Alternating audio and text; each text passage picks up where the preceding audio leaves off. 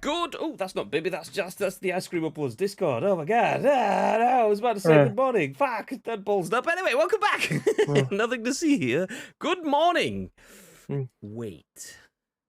Wait, something doesn't feel right. Oh, it's the fact that it's pretty much evening. Hey, it's 1 minute past 4. Good morning-ish. Good afternoon-ish. Good evening-ish. Where are we now? I don't know. Somewhere like that. It's early evening-ish. Yeah, I mean, it's 10 a.m. somewhere, right? As someone always says. Yeah, let's go. So we are live with our first scoop of the week. We usually go live at 10 a.m. each and every single week. They bring you the best, the biggest, the best, and breaking stories in the world of video games. And today we're a little bit late, but it just is one of those things. It's a busy old month. Expect a bit of this over the next few weeks as we build up towards not only the ICU community meetup at the end of this week, which is going to be exciting, but also Gamescom, which is a big month for us, not just in terms of content wise. Last Gamescom we did watch alongs and things like that, but also we work in the video games industry, and video games events are back, so a number of our team will be flying out to Cologne to be a part of that, including me. So content over the next month will be stretched as we gear up for Gamescom, and then stretched even more as we lose half the mandem whilst we're at Gamescom. Although Bibby, I mean, he will hopefully be able to loop me in live from Gamescom. We'll deal with that as we go. But that's a whole different conversation that's weeks away. For now, though, we're here to talk about video games, as this is the Scoop, the UK's #1 video game podcast, if we do say so ourselves. Even nice words, just miss a few out, Graham. Yeah, that speeds it up. Let's get it going. As if we do say ourselves. No, okay, no. Next. Anyway, we are here to give you our thoughts and our impressions, as mentioned, on the biggest, the best, and the breaking stories in the world of video games. But it's not just about our thoughts and impressions. We want to hear your thoughts and impressions, and then your thoughts and impressions on our thoughts and impressions. So if you're in the stream, please do feel free to get involved. We are live right now, just like we are each and every single weekday at 10 a.m.-ish.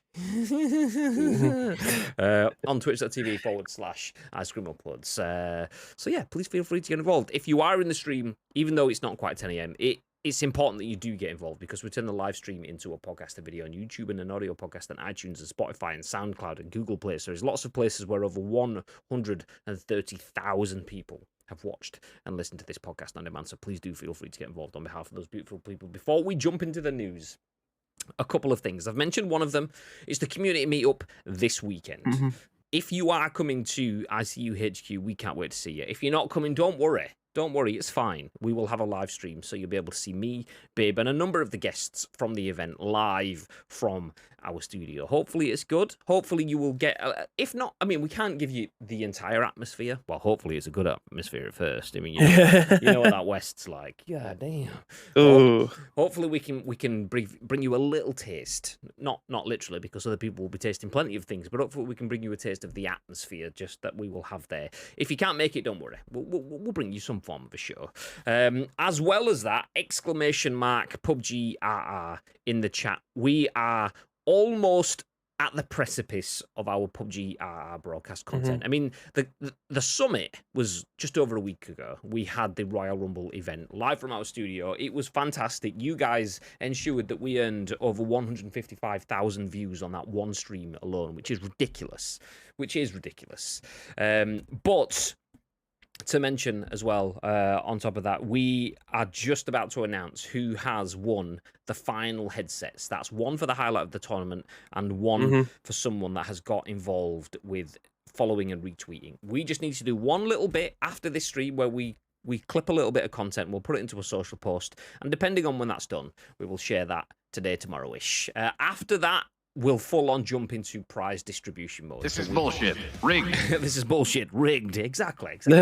We've got the insert coin vouchers for the 4 people that got the first kills of the day. We'll send those out. I mean, I'll probably send those today to make sure those are gone and in people's hands. We will order the headsets once we've announced the highlight of the tournament. That could take anywhere between a few days to a few weeks, depending on Astro's international lead time. So people who have won headsets and stuff, they should be with you within a few weeks. We've already ordered 4 of the 5 GTA Maker chairs for Team Nacho, so hopefully they'll land in people's houses soon, if not it'll be just whenever the 5th one comes. I'm just waiting for GT Omega to confirm whether we can order 4 and then the 5th one later on, or whether we have to wait for the 5th one. And then the other one is the cash prize monies. Once we've got the monies in, we'll send the monies out. Simple as that. So anyone that is waiting for updates, we have mentioned that a few times over the last couple of weeks, last week, but we will keep mentioning that until everything is gone. Prizes are in flux, but in progress. So once again, thank you for everyone that took part in that. Mr. Bib.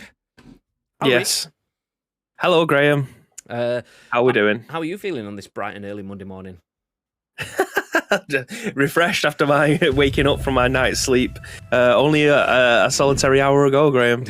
Yeah, same. But different, but still same. So we are here. We'll try to keep the pace going on this one because we are quite late. And basically, the only reason we're doing it is because Gaming Nacho asked, do you know, if you can't do a scoop at all, can you just do a 10-minute one? And even if you don't put it on YouTube, just send it to me so I've got something to listen to later on. So that's the reason we're doing this. So yeah, we will fly through the podcast. We have a few stories for you today. They cover the fact that EA reveals FIFA 23's match day experience, which gives you more realistic crowds and more. Oosh. Nice. As well as that, we will talk about Call of Duty Modern Warfare 2 beta coming out next month, including a Grand Prix map. Nice. I'm not going to tell it you now, but the tagline on that article is exceptional. It's definitely worth the wait. It's very quick. Blink and you'll miss it, but it's worth it. Then we jump into some PUBG news. Well, no, we don't, but we jump into something close to PUBG. PUBG Dev is creating an ambitious new fantasy game based upon a Korean novel, The Bird That Drinks Tears. Expect gripping, immersive, and poignant stories. Then we'll talk about the Xbox Series S, which was a story that we moved from last week into this week. And then we will finish up with Ubisoft, talking about a game that Bibi played just yesterday on stream. Nice. Relevant news. You love to see it. Let's Relevant. Go. Before we jump into the news, Tito says, thankfully the app notifications came up, seeing as I can't see Twitter. I apologise to all the alarmers I've offended out there. What have you been doing, Twitter, Tito? Bibi says that have you been windmilling on Twitter again? God's sake. That is what I said. Timeless, 10 a.m.-ish. Nice. How are we doing, Timeless? Good pre-evening. I'm washing my beard, unfortunately. What, is it unfortunate that you have to wash it? What do you like? Do you like that? Do you like beard stank? Is that what we're saying? Loves it. Loves it. You did amazing. No, you did amazing. How you doing, Ads? Ads says, also my prize arrived today. Thank you. You're welcome, Ads. That's not it entirely. We still have an esports jersey to order for you, but there could be still some time away yet. So we will reach out to you in due course to sort that out for you, because they can be customized with names and numbers and stuff. We have a bunch of those to order, so they are still on back order. But rather than making you wait for your esports jersey, we just sent you bits now, so you've got your bits to get going with. So GG's, let's go. But still no Pro Clubs crossplay, the bastards. FIFA 23 Pro Clubs just revealed. What? Me and Bib? Don't call us pro clubs. Just pros, that's all. We don't need the clubs, but it's fine. Okay, we'll jump into some news. Okay, talking about FIFA. Should we talk about FIFA, Bib? Should we do some FIFA talks? Do you know what? It feels like it's been like a week since we've talked about FIFA, so I think it's time.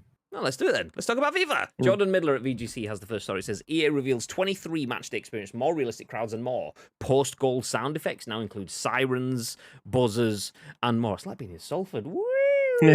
What the fuck? Oh no! So EA has unveiled the new matchday experience that's coming to FIFA 23. Hypermotion replays, the pre-match build-up, and more have all received an update. For the first time in the series, female officials will make their presence known in Ultimate Team, Pro Clubs, and single-player modes. EA has said that, quote, new audio will build the energy and anticipation ahead of the biggest games, lifting the match atmosphere and drama of the title clashes, six-pointers, cup finals, and more, end quote. New augmented reality replays and overlays will provide a more stylish display of data in-game, such as expected goals, shots on target, and passing percentages. Crowds have also received a makeover with high levels of detail and a more diverse pool of character models to populate arenas. The in-game camera has also been updated with aims to replicate a TV broadcast with shallow depth of field and smooth animation. Players can now listen to in-game music during matches rather than commentary, and a whole host of new post-goal effects have been added, such as sirens, buzzers, animal noises, and more. Great. Just what you. I had to pause for a split second. Then I was like, "What? Sirens? Yes. Buzzers? Yes." I mean, I love the fact that animal noises doesn't even fit within the more. It's No. just sirens, buzzers, animal noises, and more, which suggests there's probably quite a few animals to choose from. Bit partial to a horse on mine, actually. I'll have one of those, thank you. So EA recently announced that FIFA 23 will be released on September 30th. Okay, we can leave that. We don't need to go through when it's released. What we can go through, though, is the fact that it's going to be a more realistic match day experience. Apparently. Babe, what are your thoughts? How many stadiums are next to a farm? Like, what's going on with that in terms of the animal noises? But this all sounds great, but I still feel like it's missing something that's going to make it stand out. Like, I know for a fact there'll be people that are listening to this that the same people that are obviously in our Discord that talk about football games religiously. They'll just say it's a copy and paste of 2021. Now 2022, and now obviously going into 2023, it's going to be a copy and paste with a few fine tunes. And I still think it will have something new-ish to it. Like the different camera angles of the stadiums, I still can't find a football game that does that better than the mods that we've been playing on PES 2020 and PES 2021. Like having the community dig into the files to then go, okay, put this ini file into your PES folder, and what it'll do is when you're playing at the Emirates, the camera will be higher up. When you're playing at Craven Cottage, the camera will be quite low and close to the pitch. You're playing at the Etihad, it'll be on the second tier, so that you can kind of see the entire pitch, but it's just close enough to be able to focus on the action areas. Like all of that stuff doesn't get done in video games. It's always a one size fits all, and I'm still trying to find a football game that, from the developer's standpoint, do that fresh out the box, so you don't have to have these files and these mods to being put in your game to have that full experience. Now, I'm obviously talking about it from an offline perspective, which most of the stuff that they've included on this is probably going to be aimed towards the offline community, which is great from a career mode standpoint. But from the foot standpoint, there's obviously going to be so much more added to it, which isn't the kind of thing that I tend to play a lot of. So that's almost irrelevant, but it's a step in the right direction. Again, I'm still yet to find something that goes as in depth, and it's always going to be the same where the community come in clutch and add stuff to the games that we love and adore and make them better, because seemingly you can have 40 different community members working on one particular tweak, like the camera angles, for instance. I know there's like 2 people that do that in their own time, rather than it just be the people who are developers just focusing on one particular thing for, I don't know, maybe a week.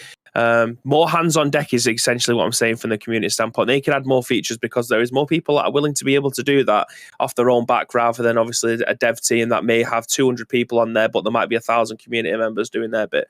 It's difficult to try and replicate that kind of thing, but I'm still waiting for those kind of match day experiences that I'm getting in other football games that I'm yet to see in a FIFA series.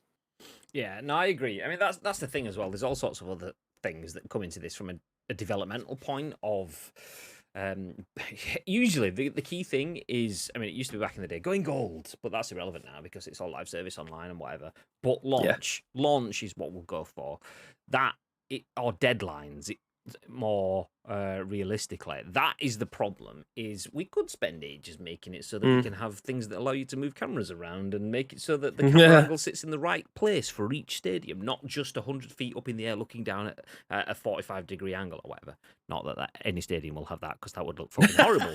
But still, you get what I'm saying. So but building in all of those tweaks requires time, and is that a major thing? Like there was something that I actually saw last week on FIFA 23, which was, and I take it with a pinch, just like you take anything with a pinch. Yeah. But it was someone who apparently was a content creator, and I think he was in the old Game Changers.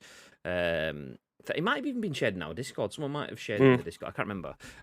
So it was one of the old Game Changers, or he'd met some of the team, or he knew some of the development team from Vancouver, and using all of their little bits of information, weave together what he put out as an understanding that FIFA classifies, just like most games do, bugs as being game breaking, right down to that's kind of you probably won't even notice it, and it doesn't really break anything, but we should fix it ideally, but it doesn't matter if we don't. And then they kind of like have multiple levels going down the way through it. And the stuff at the bottom, like the bottom 2 or 3 levels, they might go, yeah, okay, we don't really have time for that once we get past a certain point that's close to launch. Anything above that, we will focus on.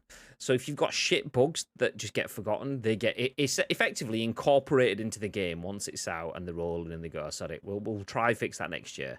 But more often than not, they get forgotten and then just get incorporated into next year's game, and then the next year's game, and the next year's game. So eventually you end up with this big buggy mess. That is an oversimplified way of explaining that. I'm not a video game developer, but I know that is not how. Really? No, not entirely. That is not how it works ad nauseum. You can't just go that video game developers go, well, look, last year's game was great. What else shall we do this year? And they just don't forget the bugs that were there.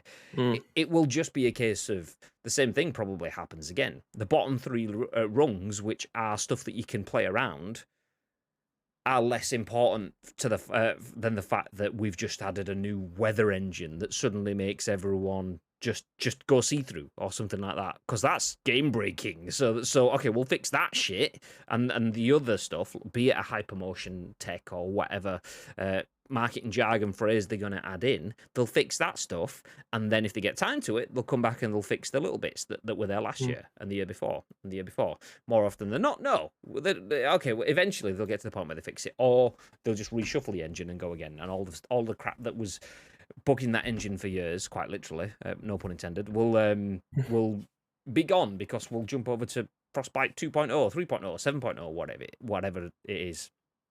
And then that way the bug's gone because everything's gone and they've got to start again. So, yeah, anyway, winding that back in, they've added a bunch of cool little things into this. And I feel like this is where there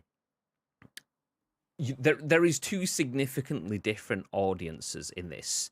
There are, well, you could probably break that cookie down multiple more levels than that. There are the people that play football games, and then there are people that play video games or football sims. And the people that play football games are people that go, when I'm not playing football, I want to play some football games when I'm at home. And they probably don't take it for them, it's not that deep. Okay, it looks like United, sounds like United, it's United. It looks like City, it sounds like City, it's City. Bosh, job's good. And it doesn't say your Man Blues or your Merseyside Reds or Liverpool Red as they are now. It doesn't say that on it anymore. So, yeah, that's fine. That'll do for me.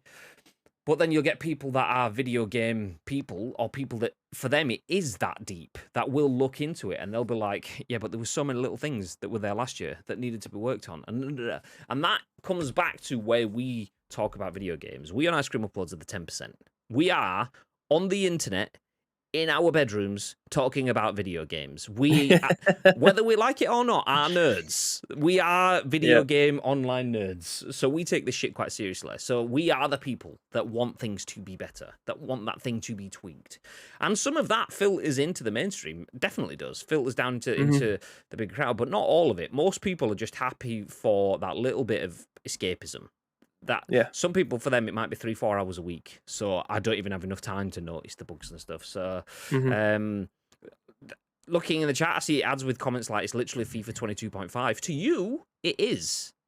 But to a massive amount of people, it isn't. And that's the thing where we need to understand the difference. Is someone with massive influence, like that YouTube content creator, could put a thread out that thousands of people will kick off about. But for every one of those thousands of people, there is probably millions of other people that will just go, I'll buy that game without asking any questions. So, yeah, sold. So it could be FIFA 22.5, but for the majority of people, it's probably going to be a scalable, really good upgrade, which is where I always fall back in. For anyone that's seen me in the Discord, I'm happy to wield my, not ban hammer. I've never banned anyone apart from, how is everyone? How is everyone? No, okay, if anyone knows in the Discord, you know. but I will happily wield my delete hammer because I don't have time for people that have been playing games for years and years and years and can't manage their own entertainment from within a game. So if FIFA has unveiled a new matchday experience, which sounds okay on the surface, sounds pretty good, and you're not happy with it, don't play it. You are in charge of your own fate. Do not buy it. Go away. Go play something else. It's that simple for me. Thoughts? Mm-hmm. It's like, I know from experience when we posted the PES stuff, and I'll always go back to it because I still think the way that PES 2020 and 2021 were perceived in terms of what you can put into that game to try and make it look as close to realistic as possible. Like, I've just seen that Knights released a 90-minute realism video on YouTube for PES 2021. Like, that's how in depth you can be on it. You can watch someone who spent 90 minutes putting together a video to show you how realistic the game can look compared to real life, and what you can do to try and make it as easy as that. It is quite difficult and time consuming to be able to put all of these mods in. But when we used to post our clips of Masters of the League, people were replying to us going, how do you put the scoreboards in? How do you put the overlays in? And what camera angle are you using? So for people used to come into the chat and ask those kind of things. So people aren't aware that these types of things are available, and they are the 90%. They aren't the people who are going through Evo Web or whichever of the your preferred, shall we say, PES website to be able to try. Manager. It's that sort of stuff. Yeah. It's like, why is he holding a Starbucks cup? Yeah, like these things. How's he got an Asus ROG laptop there? What the fuck? Yeah, of course I would like one of those. It's people that just want tweaky, gimmicky graphics and stuff. So absolutely, and that is the 90%. And it's good that a lot of these community members are creating these assets as well as for their own time. I have to point something very, very important out, by the way. But you said Night there. I'm assuming you're referring to Night MD. Yes. Fun fact: he's actually not an MD. He's not a doctor of medicine at all. So that's false advertising. So how can you take the words of anyone who proclaims that? Actually, I don't know. He could be a doctor of medicine for all I know. What the fuck do I know? So anyway, sorry. Back on the tree. Would you say? So yeah, like being able to put stuff that like those people are going in and looking at it and going, oh my God, that's amazing. They are genuinely 90%. The 10% are the people who are trying to put that in there and showcasing it to other people.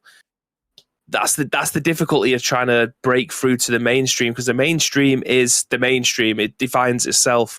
But what we're doing isn't necessarily the mainstream because it's not fresh out of the box. And that's the experience that people want, the experience that other people are having with no time, with the very simplicity.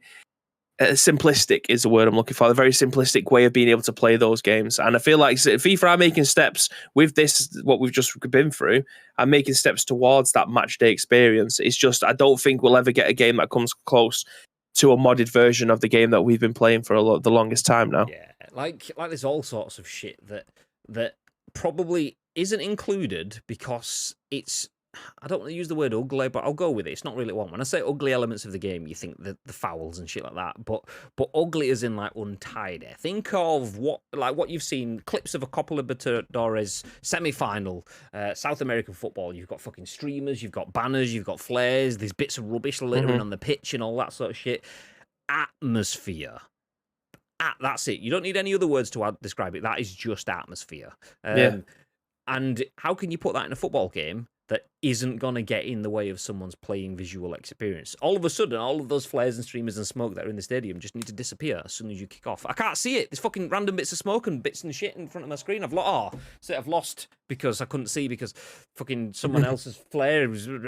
So, like, it is difficult, like, to replicate something that is not purely, but so heavily emotively based. That will always be difficult. And what is the match day experience? What's your match day experience? For some people, it's prawn sandwiches. For other people, it's I'm going to get there just in time, legging it up the stairs with a dirty burger from a van, and I've had to leave my bottle of Coke downstairs unless I wanted to take the lid off and run in without a lid on it because I'm not. What the fuck? Everyone's match day experience is different, so that sort of stuff is always difficult. Tito did have a good comment in the chat though. It says there are some interesting changes at the moment, not enough to make me want to buy it, but I'll see what happens when it comes out. As football game fans, we are well aware most versions are slight variations of the same game. It's up to us as customers to decide if it's worth an investment, and that's the key thing for me.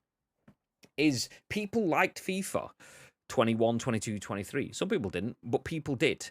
financially, people liked it. There is no arguing that it did well. And as long as people continue to like it in all the varying forms of actually liking it, as in playing it for the whole year or spending money in, then people will continue to try and iterate on a successful formula. So it makes sense that the game that a lot of people proceeded to dislike, but then played for 9 months until the new one came out. Like, they were like, oh, well, you said you disliked it, but you kept playing it, so we thought you liked it, so we made it again. so that makes sense. That makes sense. They are iterating on a game there. I do agree with the last bit, though. It's up to you to decide if it's worth an investment, which is where my mantra comes in from the Discord sections on specific games in our server. I am very much happy to delete a FIFA channel if it just is negative, if it's just toxic. I am very happy to delete a PUBG one or a eFootball one, whatever. They don't have to be there. Those channels exist in our Discord so people can share thoughts. When it gets to the point where people are disliking a game, if you dislike something, don't do it. When the fun stops, stop. That's not gambling only. That's fucking games and stuff. If you're not enjoying it, okay, woosah, step away. Control your own self. That's where I'm happy enough to delete those channels. Not because it feeds into toxic behavior. It just stops the toxic behavior from ruining other people's potential fun.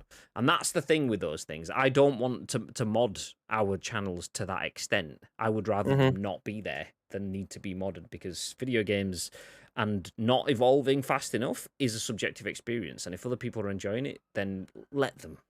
Let them. So, yeah. Anyway, after playing eFootball, I missed PES 21 and I hated PES 21. You hated PES 2021? What the fuck? Wish I had it. I mean, it was a season update, I suppose. Wish I had it on PC so I could mod it. Too bad Konami are already cracking down on mods for eFootball.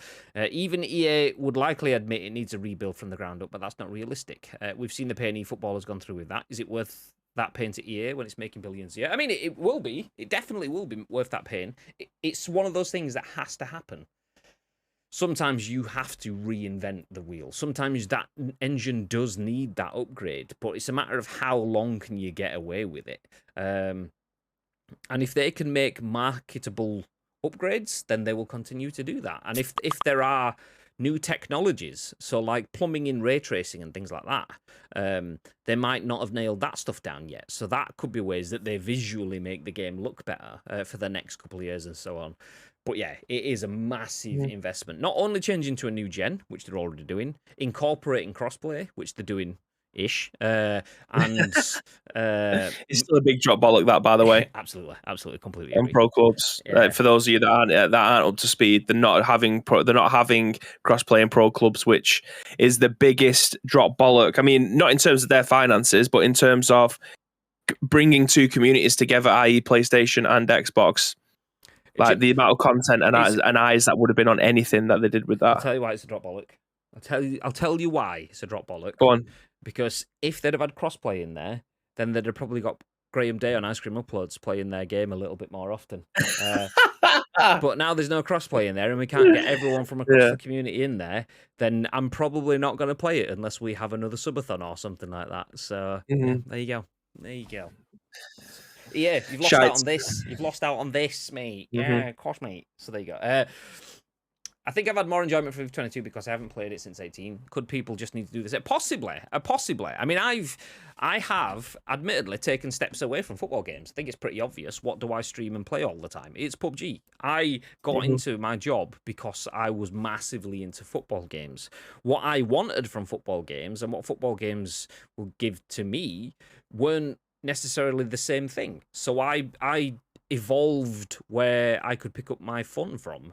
So I keep my eye on football games. I feckin' love football and love the idea of football games. I mean, welcome to the stream. 50% egg, 50% shed. You know it as Barbecue Man West. Yeah, suck his hairies. Let's go.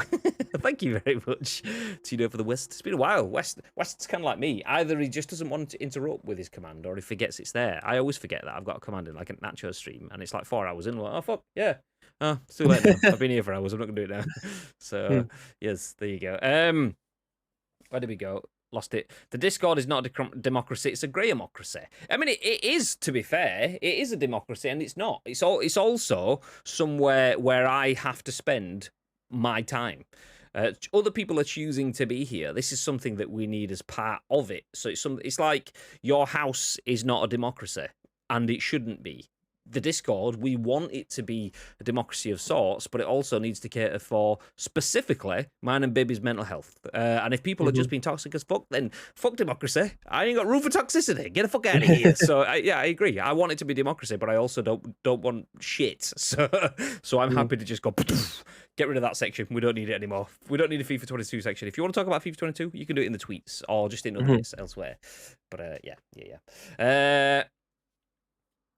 FIFA 23 will be the first FIFA I don't buy, mostly because I'm an old gen and still haven't saw enough gameplay improvements. I'll wait for a sale. And that, adds, is you managing your expectations, which is the greatest thing you can do as a consumer. Do not vote with your wallet and choose to save your happiness and then jump in at a point when it does what you want. If you're jumping in knowing that it might not work on old gen consoles or it might not have upgrades that you want and so on, then you have done that knowing that, so therefore you have to live with those consequences. And if you're not doing that, then you've saved yourself from potential bullshit, and that's where the freedom comes from. You always hear those people that talk about living without the mobile phones or living without TV and stuff, and once you get rid of those material possessions, don't get me wrong, I'm keeping my fucking mobile phones on my TVs. I mean, I'm sat in front of 5 monitors right now, so I like my material possessions, but there is a little bit of a freedom. I remember playing Pokemon Go every day for 4 years, and then get rid of it, and suddenly I don't feel like when I go for a walk I can actually look up and enjoy the walk,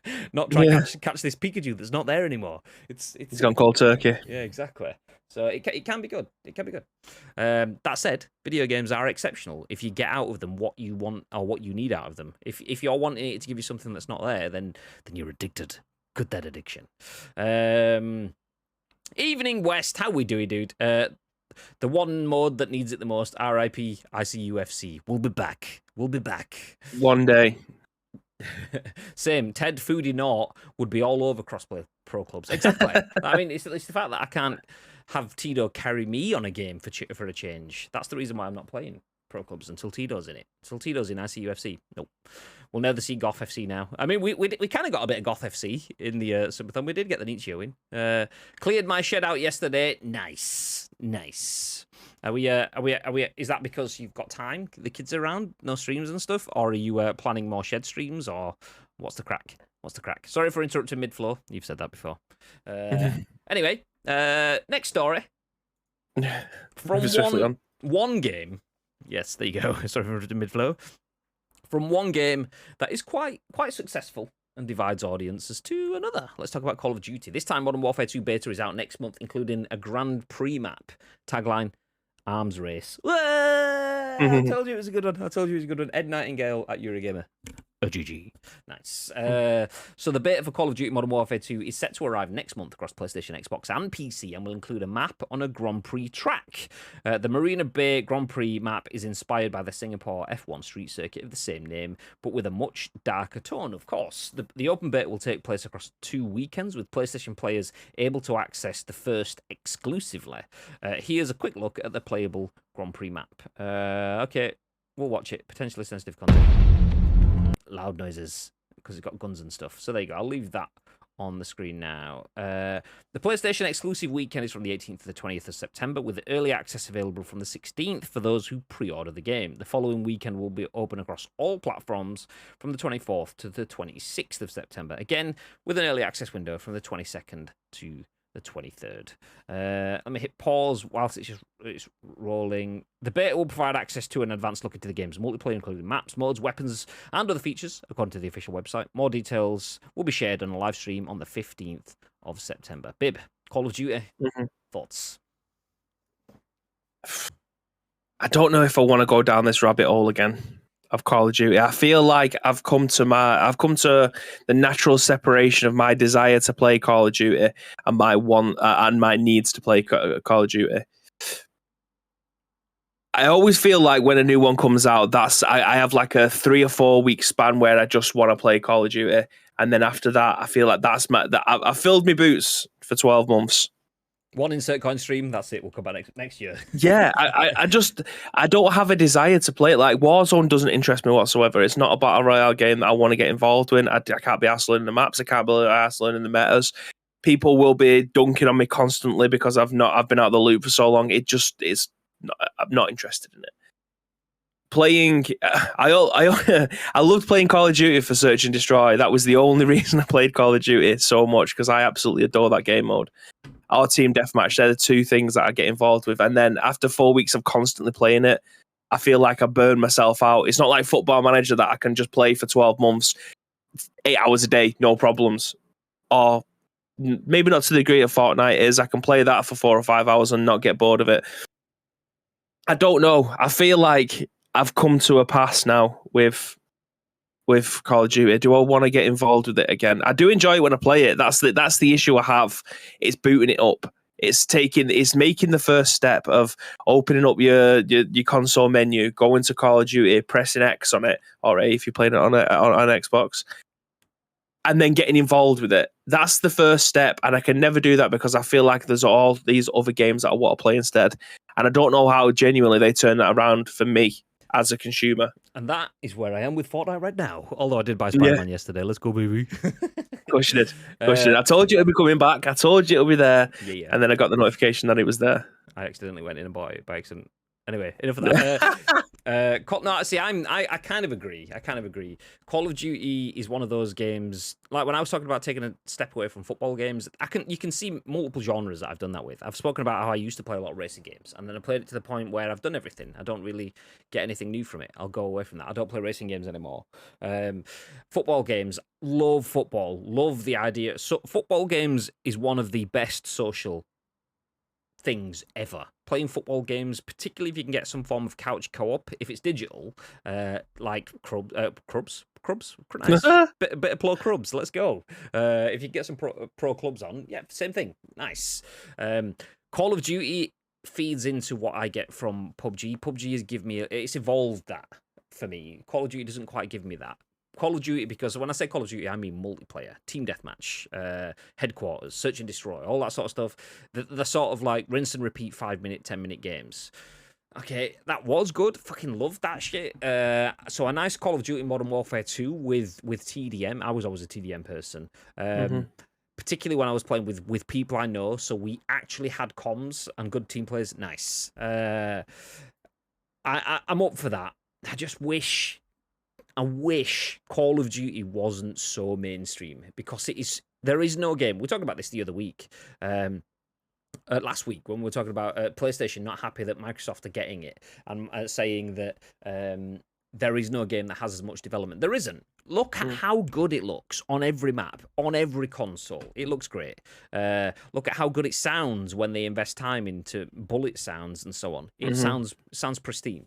It's just the super 105 mile an hour hit marker, shields, redone shields, extra shield, deployable cover, healed again, batty shields are back up, and go again. It's like, for fuck.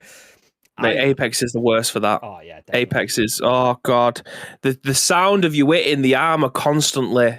It's it's shocking. The shatter armor of the armor, the breaking armor sound on Call of Duty is a little bit of a, you're almost there, keep going. It's like, whereas on Apex, I don't even know anymore. Did it break? I don't know. It's just still alive. It's just still alive. You genuinely have nightmares about it, but yeah, like I say, I know you're out of this as well, but do you have any idea what because making a Modern Warfare is right up your street?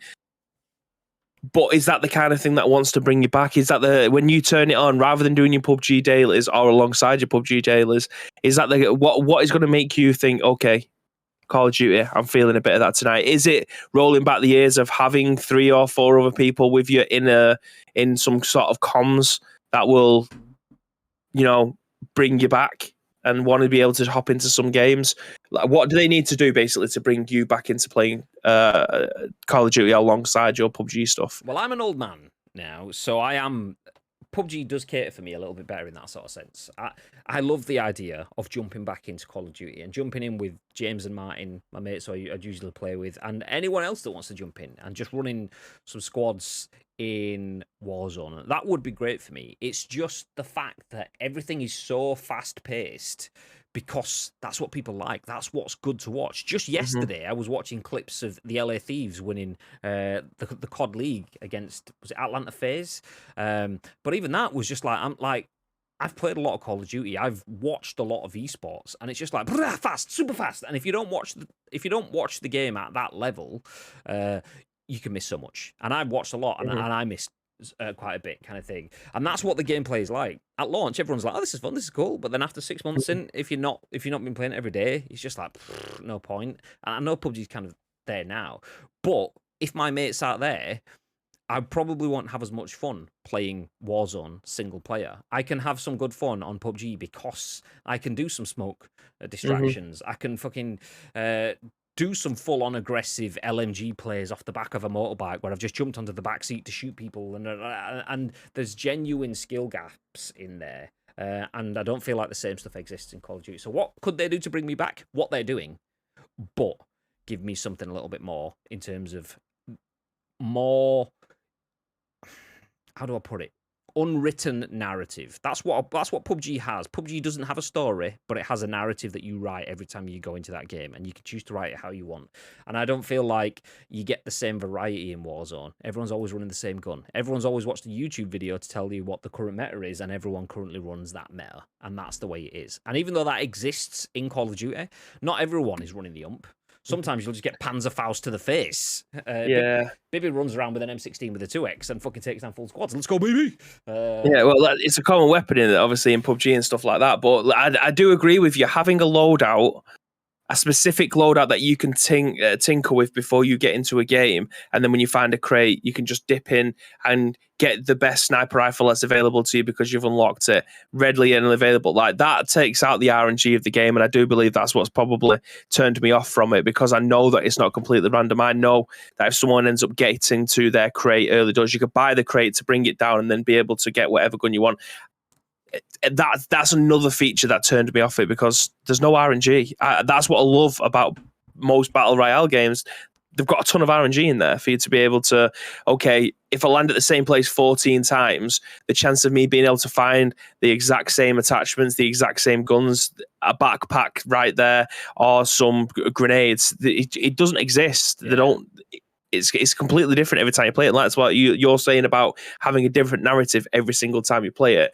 That's what I like about PUBG. That's what I like about Fortnite. You can't jump onto the same place twice and find the exact same weapons. There's no way of you being able to find gain your perfect loadout either through money or getting onto somebody else's loadout. Like, it just doesn't exist.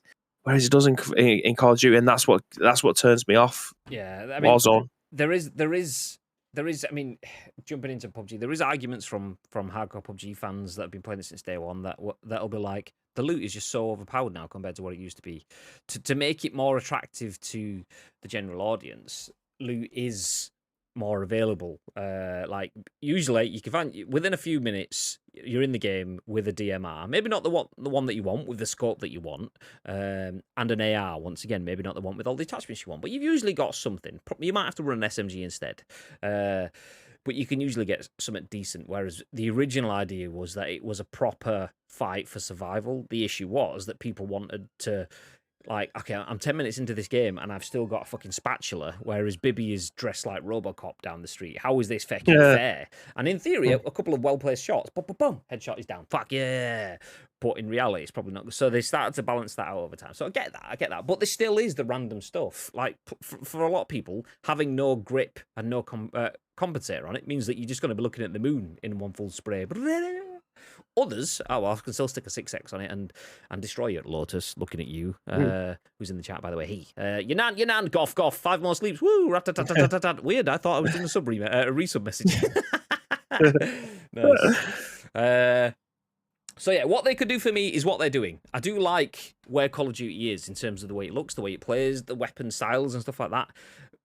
But I say the way it plays as a more general feel, like how the maps are designed, the style, and that. What I don't like is how super long the TTK is, the time to kill. That is so low on games like PUBG, and that is where my interest is. But once again, talking about 10%, that is not the view of the mainstream. A lot of people in the mainstream don't want to get hit and die. They want to get hit, go off, heal, figure out where it came from, and try to fight back so that they can stay in the fight for longer.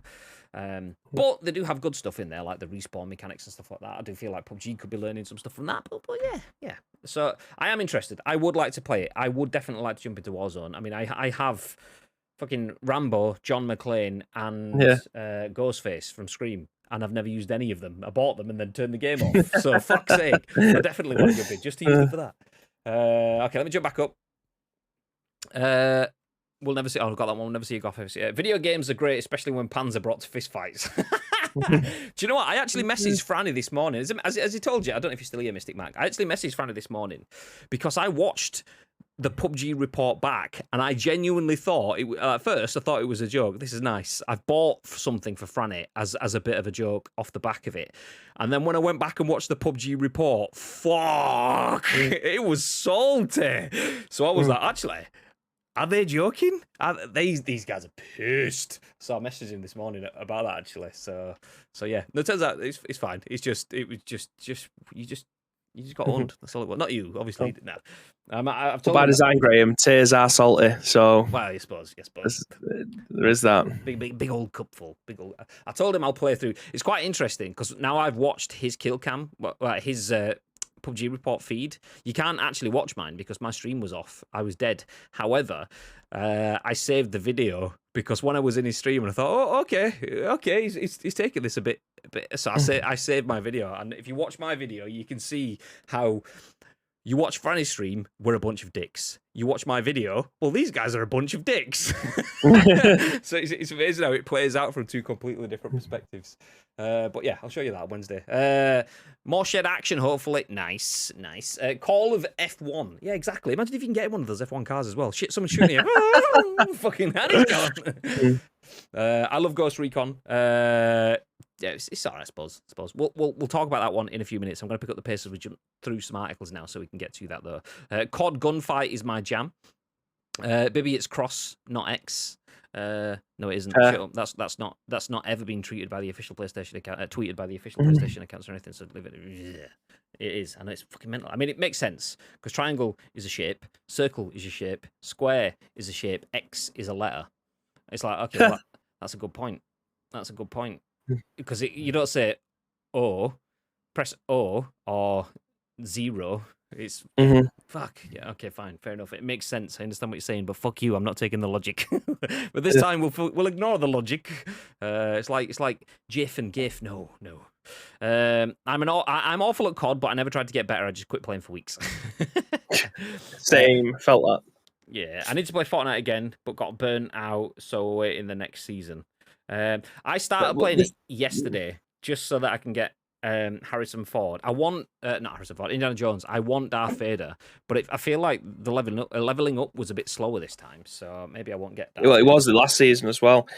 It's it does take a while to level up, but I think this season runs until September 17th, so we've still got a long old time. It's nearly 6 weeks left of this season. Like level 13-ish, something like that. I've still got a long way to go. I mean, I've got all the missions to do. I just jumped in yesterday just to do the Indiana Jones ones, and then I had one. It was like deal 500 damage whilst you're in or on a vehicle or something like that. And I was just I was like, that's all I have to do. That's something that'll be easier with someone else. So I just went, yeah, fuck that shit. I'll turn it off. And just I've had enough. Speaking of had enough, and speaking of PUBGs, by the way, let's jump out of that story. We've had enough of that one. Let's jump into this one. Oh, discussing now still on the screen. PUBG Dev is creating an ambitious new fantasy game based upon a Korean novel, The Bird That Drinks Tears. Expect gripping, immersive, and poignant stories. Written by Vikki Blake at Eurogamer. It says PUBG developer Krafton has announced it's making a new game based upon the Korean fantasy book, The Bird That Drinks Tears. Krafton says it's an ambitious project that, quote, aims to bring the original fantasy universe of The Bird That Drinks Tears to life through its unique, refreshing fantasy races, beautiful, haunting landscapes, and gripping, immersive, and poignant stories. The Bird That Drinks Tears is a novel series that was created and written by Yong-Do Lee, who is widely acknowledged as the pioneer of the Korean fantasy genre. Crafton explains, as one of the best-selling fantasy authors in Korea with millions of copies sold, Mr. Lee is an exceptionally imaginative writer who builds elaborate worlds and fills them with complex characters. In the meantime, Crafton is drumming up interest and hopes to recruit top global talent to help it realize its ambitious vision and join renowned concept artist Ian McCaig in bringing the project to life. At Crafton, our passion is telling thrilling and meaningful stories through the art of video games, the studio says. From the personal, unique stories of the battlegrounds to rich fantasy worlds to the dark and gritty horrors of space, we want to create worlds that push the boundaries of creativity and immersion. PUBG creator Crafton has announced it entered a memorandum of understanding with Neva Z to develop a new Web 3.0 and NFT project. Great. Do you know what? I'm going to stop there because I don't want to read anything more about NFTs. Do we need to say much there? PUBG is working on an ambitious new game. Crafton is. So they have PUBG. We're already getting the Callisto Protocol, and they're now working on The Bird That Drinks Tears, which is based upon a fantasy novel. So 3 very, very different games, all from Crafton. Nice to hear them spreading their what's the word I'm looking for? Spreading their interests, whatever. Nice. Anything else you want to say, or should we move ahead? Yeah, I'm looking forward to seeing what comes out of it. We've got a long while to go, yeah, I imagine. So yeah, we'll wait to see what comes out the other side of this one. Okay, next story. Jordan Midler at VGC says Microsoft is freeing up Xbox Series S memory to improve graphical performance. Xbox's new dev kit update says it frees hundreds of additional megabytes. So Microsoft has issued a new Xbox software dev kit to partners, which frees up hundreds of additional megabytes of memory for Series S gameplay, potentially to be reallocated to graphical performance. As spotted by The Verge, a new video that has been circulated to developers who receive the software claims it gives developers more control over memory, which can improve graphics performance or in memory-constrained conditions. The Xbox Series S is Microsoft's budget current-gen console, which runs the same titles compatible with a more powerful Series X, but typically at a lower 1080p resolution. Quote, we addressed an issue where graphics virtual addresses were being allocated considerably slower than non-graphics virtual addresses. Yeah, same. I do that all the time, mate. Continues the video. This will now allow the Xbox Series S to take advantage of Microsoft's advancements in memory management without negatively affecting graphics performance. Do you know, I'm going to stop there. We get the idea. They found more memory. They can use it, and things will look better. Is this good? Thoughts, Bib? Yeah. Oh, that's the thing, though. Like the Series S is seen as the budget system, which it absolutely is in the next gen era. It's not quite got the specs of the PlayStation 5 or the Series X, but it's a tasty little packaged machine for £250. And the stuff that you can do to it, it's ridiculous. Now, if they're able to try and find a better way of having better graphics on this machine, I imagine it's probably going to be even harder to try and find one of these machines at this moment in time, or when that eventually does happen. Sorry, just changing title. Yeah. Do you know, actually, I'll leave the title. I don't need to discard. By the time I've finished this, we won't even need the title to be on screen, so we can move ahead. No, yeah, it's good. This is a quirky little box that does so much more than it should do for the power that it for the cost that it has. It has so much more power. So the fact that this is getting even more power for what is relatively a nominal fee in terms of video game consoles, GG's. This is very, very good. So this, for anyone playing on an Xbox Series S, this is a big old win. So expect big old dub. More freedom. I mean, it's funny how you see this. Usually, this is the kind of thing that you see late on in console life. So when PlayStation were looking at new ways to develop for the PS5, they figured out a bunch of ways to improve development for PS4s, which is why we saw loading times on games like Grand Theft Auto cut down by like 45 seconds, which is monumental on the same console, not on the next gen console, but on the same generation. That stuff usually comes later on in the generation, so we're only we're pretty much on day one still. I know we're 2 years into it now, but not everyone has one. So if they can free up space to improve graphical performance already, great moves. It does kind of make me excited to see what kind of things we will have coming forward, because it's development it's just all problem solving. Okay, we have a finite amount of memory to do a game. Okay, we can do it. but it's not great. If we had more memory, it would be better. Okay, well, we don't have more memory. Then you either get two options. You get the better version of a console that has more memory, or you find ways to work around it. And developers always find a way. Nature finds a way, to quote Jurassic Park. And there we go. And so it's interesting to see how they learn to build within the confines of that environment over a generation. So if we're getting good steps forward now, then that's going to be a pretty great sign, not just for Series S, but for Series X users for the next 5 years plus. So nice. Speaking about users for the next 5 years plus, Ghost Recon Wildlands. It might not be the greatest 5 years for you. I don't know. We'll see. Sean Murray at the Gamer has this article that says Ubisoft doesn't know when Ghost Recon Wildlands servers will be fixed. Server issues have prevented players from playing online. So Ubisoft still doesn't know when server connectivity issues plaguing Ghost Recon Wildlands will end, according to the official Ubisoft support account. For the past several days, oh my god, we always get this advert of fucking Amaranth farting in a jar. Oh, it's just disappeared there. Fuck off. For the past several days, players haven't been able to connect. Yeah, she's there again. Go fuck off. And it goes back down there again. Fuck off. For the past several days, players haven't been able to connect to Ghost Recon Wildlands servers in order to play with friends. Ubisoft first confirmed the issue on August the 4th, noting, quote, an issue affecting connectivity, and that their teams are working to get this resolved as soon as possible. As of today, Wildlands is still suffering from those issues. A fan asked on Twitter when the servers will return to working order, and a Ubisoft support spokesperson said they didn't know when everything will end. We don't currently have an estimate for when the connectivity issues in Breakpoint will be resolved, wrote Ubisoft. However, as soon as we do have any updates regarding the situation, they will be posted on our social pages. Ubisoft later clarified that they meant to say Wildlands, not Breakpoint. Yikes. Honestly. Figure out which game you're talking about. First released in 2017, Ghost Recon Wildlands went on to become one of Ubisoft's most successful titles with 15 million players as of 2019. The game still has thousands of players on Steam and many more on consoles. However, Ubisoft announced support for both Wildlands and Breakpoint was discontinued in April. The servers for both games would be maintained, but it's clear that resources have been reallocated to other projects. One of the projects could be the all-new Ghost Recon game codenamed Over. The game has reportedly been in development for just over a year. Nice. See what I did there? I did. Okay, we'll leave there. We don't need to know about other PR stuff coming forward or whatever. Yeah. But Ubisoft has a game. They have quite a few games. Yes. But one specifically is called Ghost Recon Wildlands, and it's just joyously hit Xbox Game Pass for everyone to play. Ish. Bib. Yes. React. Yes. So I finally got round to playing this. I think I was discussing it originally on Thursday in our Discord, and then obviously we streamed it yesterday for a couple of hours too. And it's a game that I've been waiting to be able to play for a long time. And it's not as if I was waiting for it to come onto Game Pass. Genuinely, I haven't. But I'm glad that it has, because I wouldn't have paid for it because I've got too many games that I have paid for that I've still not got round to playing. So this has come out. It's on Game Pass. I'm able to play it, and believe me when I say this, it's such a fun game. It's easy to see how this got caught up with everyone and how much people enjoyed it, and then what came out with Breakpoint, and people go, it's not quite as good. Do you know what I mean? Like they could have taken the best elements of Wildlands and expanded on it, but it seems like they've regressed. Again, I haven't played Breakpoint. This is just word of mouth.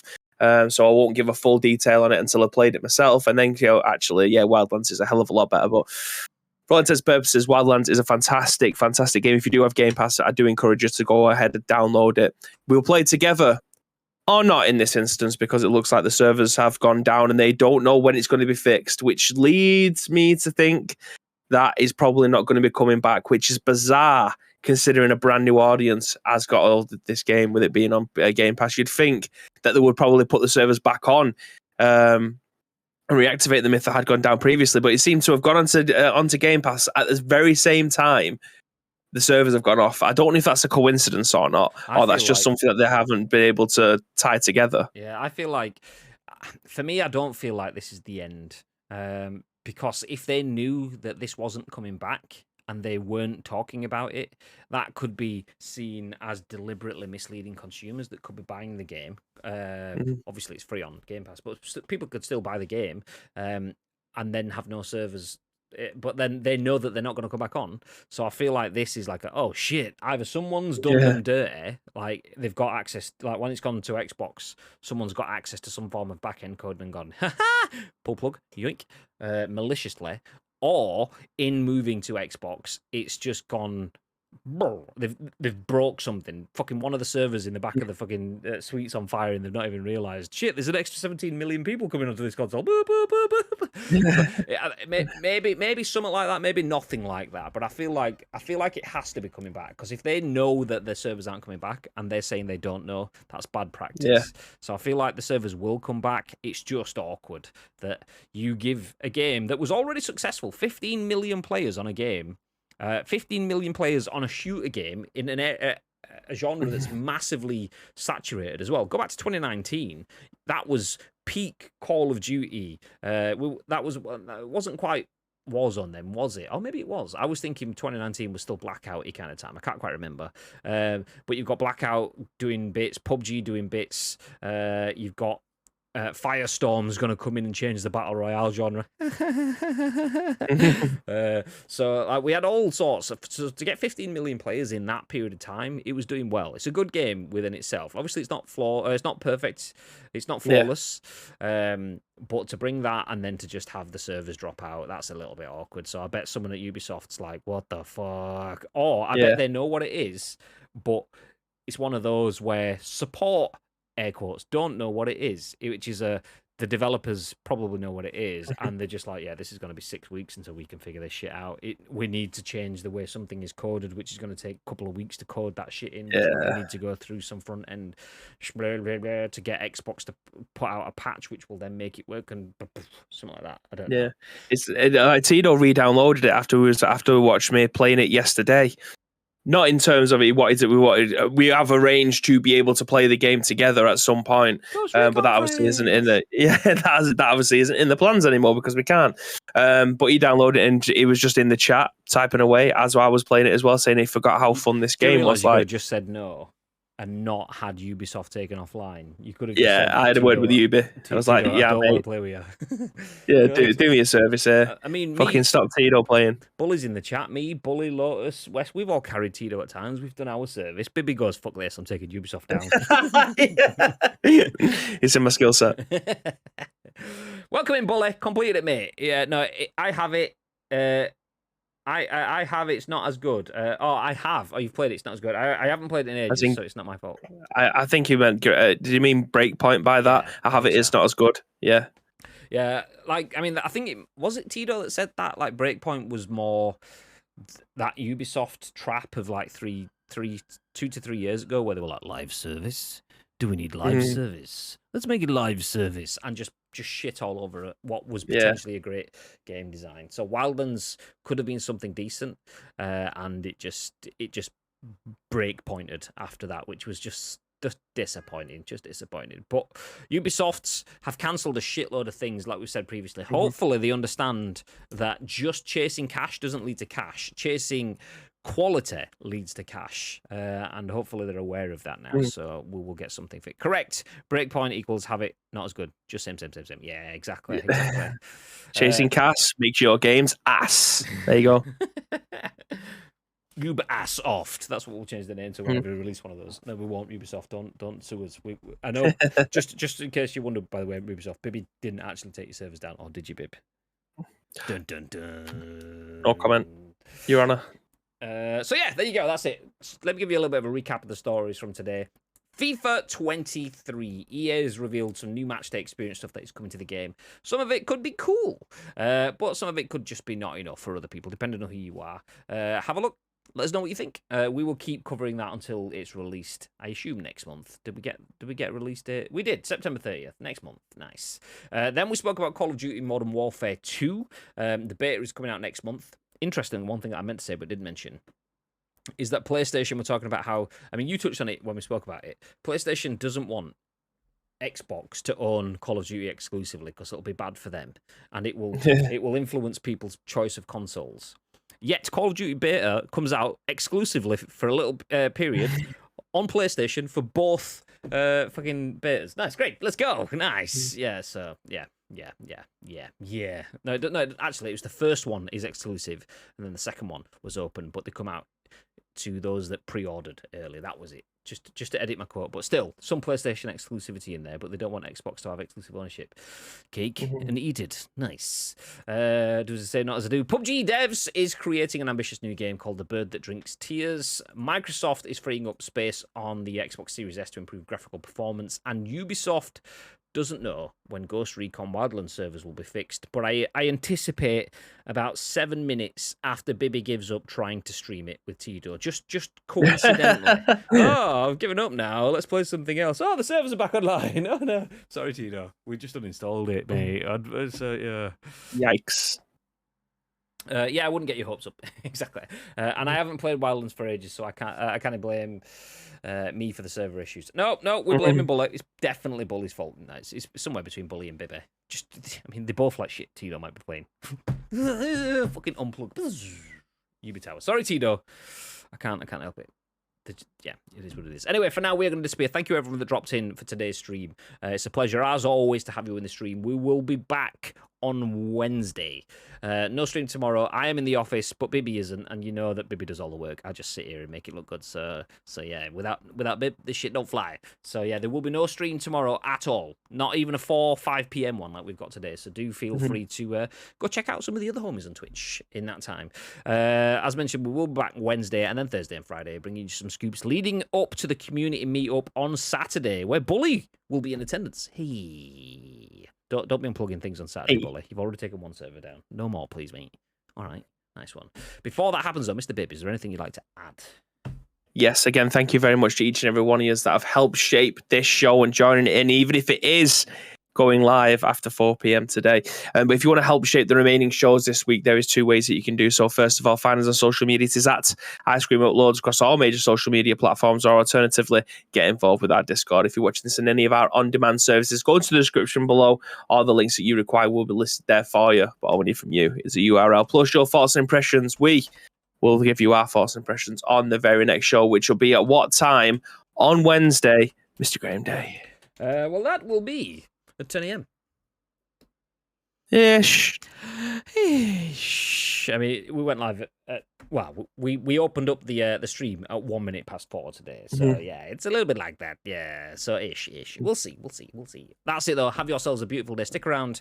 We will drop a little bit of a raid on one of our friends if anybody's live. Until then, have yourselves a beautiful day. And stay frosty. Stay frosty.